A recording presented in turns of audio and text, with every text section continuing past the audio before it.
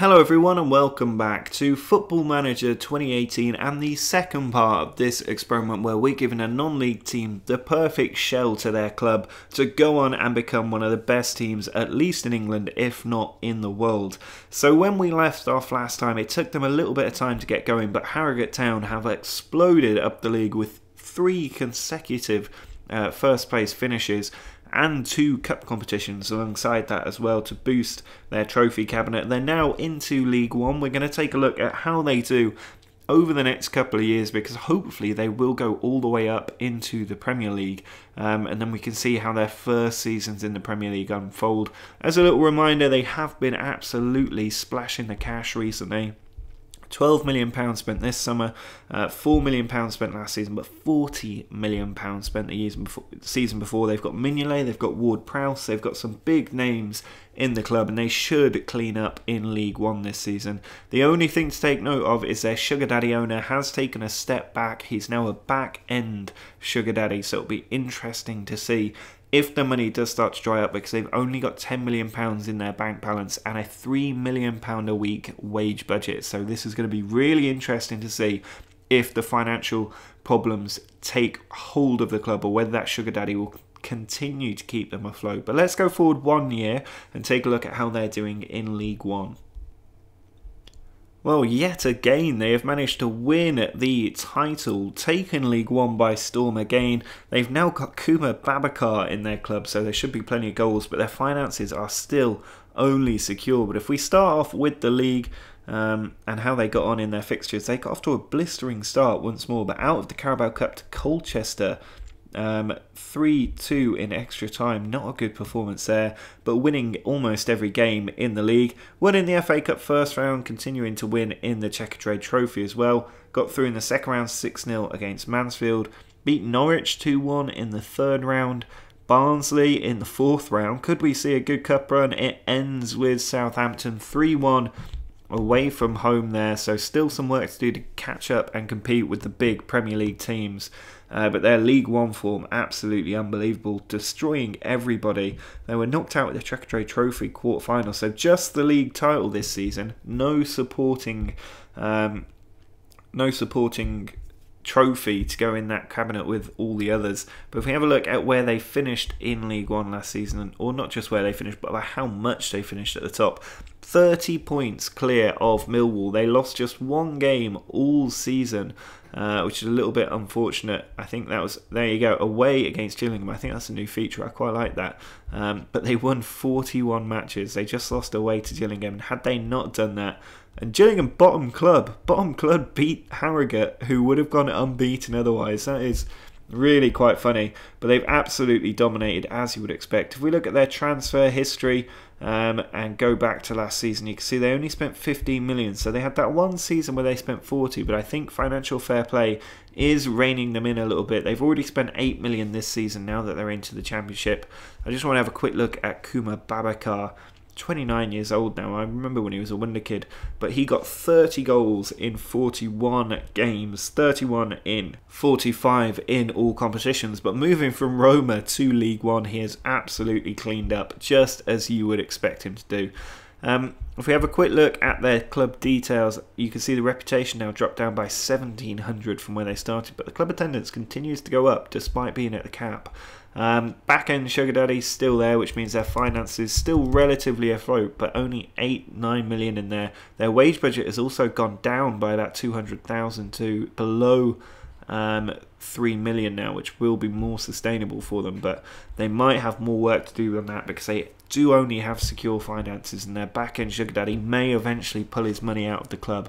But let's go forward another season and see if they can win the Championship and make it into the Premier League.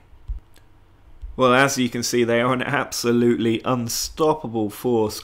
Consecutive titles now. They've won 1, 2, 3, 4, 5 titles, taken them all the way up to the Premier League. Can they win a 6th one in a row?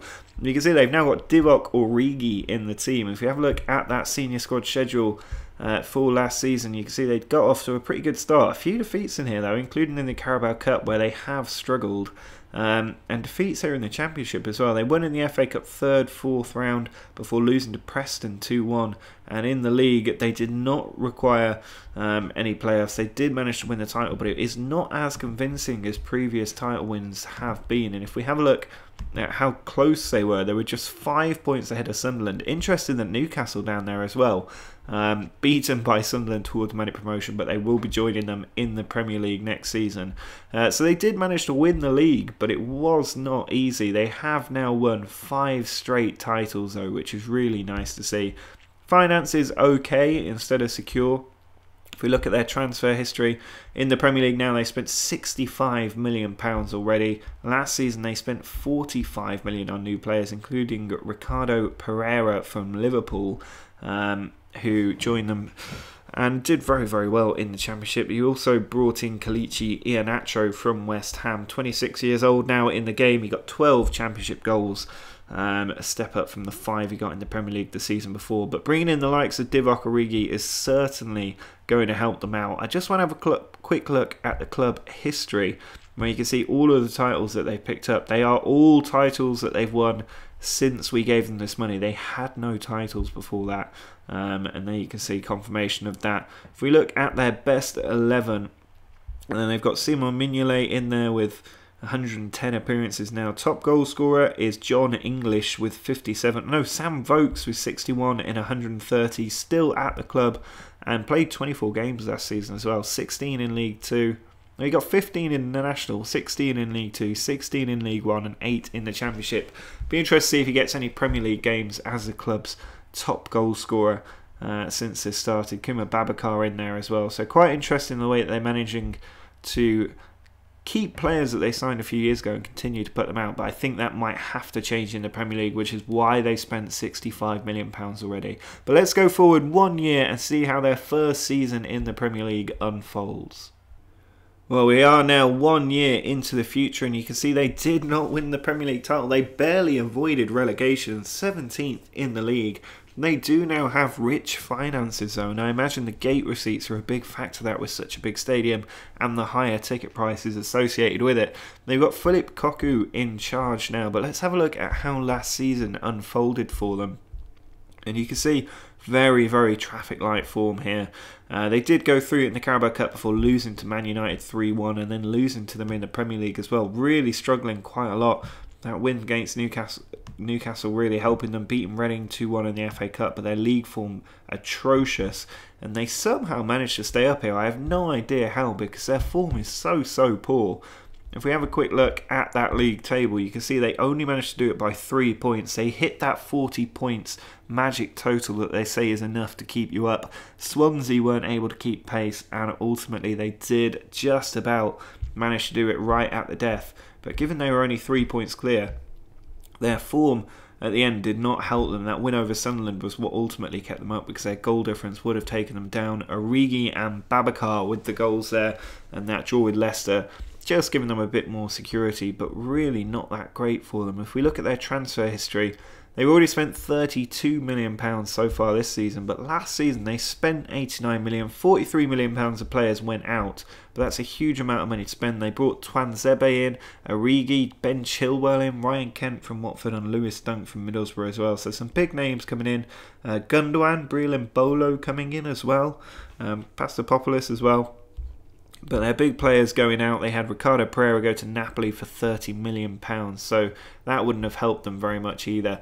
But if we have a look at their general kind of facilities and how the club's holding up, their reputation around where it's been for the last few seasons now, club attendance dropped back down to 150,000. Their sugar daddy is now just an underwriter, so he stepped back from being a back-end sugar daddy to just an underwriter, but their money is coming in a little bit now, £33 million in the bank.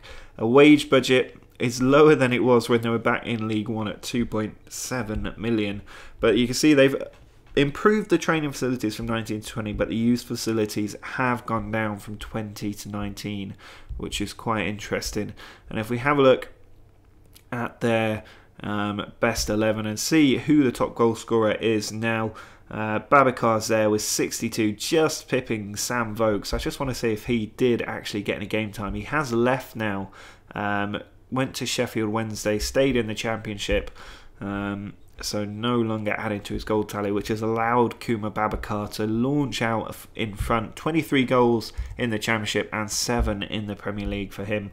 I'm sure Divock Origi will be coming for him soon, but at the moment their team's starting to take a little bit more shape. But interesting that Phillip Cocu now manager. If we have a look at their managers, then Brian McDermott left after 6 years and 19 days. He was sacked after 5 league titles, 2 cup competitions. He was ultimately sacked. They had Paul Thirlwell come in, and Cocu has been in there for about 6 months now, winning a third of his games and ultimately keeping them up, which is what his goal would have been. So there we go. That is where they've managed to finish in their first season in the Premier League. Next time out, we'll take a look at how that Premier League journey unfolds and if they can continue to progress, or if this is where the tail completely comes to a full slope and they are no longer able to go up any higher. They may well even get relegated and go down to the Championship, and I think if they start to go down, they won't come back up. So let me know in the comments what you think will happen to the club in the next episode. Make sure to drop a like on the video if you're enjoying this, and subscribe to the channel if you want to see the next part of this when it comes out in a few days' time. But until next time, see ya.